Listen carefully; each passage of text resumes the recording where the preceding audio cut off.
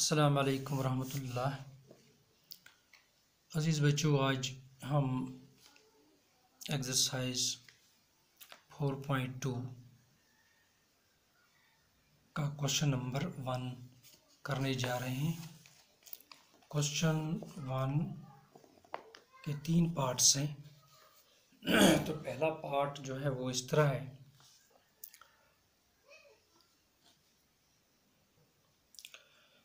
What is the name of horizontal and vertical lines drawn to determine the position of any point in the Cartesian plane? तो इस तरह से हमने यही जवाब लिखा था, नेम ऑफ हॉरिजॉन्टल लाइन।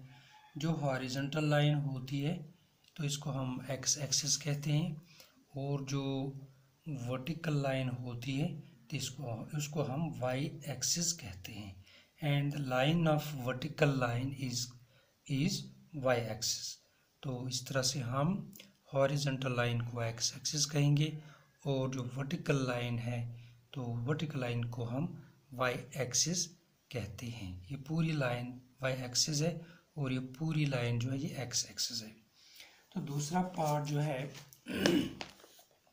वो है what is the name of each part. Her part का हमें नाम बताना है ऑफ द प्लेन फॉर्म, जो इसमें प्लेन बनते हैं बाय दीज टू लाइन्स, इन दो लाइन्स से। तो इन दो लाइन से 4 पार्ट्स बनते हैं, जैसे कि आप शक्ल में देखते हैं 4 पार्ट्स बनते हैं इनमें। तो इस पार्ट को हम क्वाड्रेंट 1, तो ये पार्ट क्वाड्रेंट 2, फिर ये पार्ट जो है इसको क्वाड्रेंट 3, और इसको हम क्वाड्रेंट 4 कहते हैं। Each part formed by these two lines is called quadrant.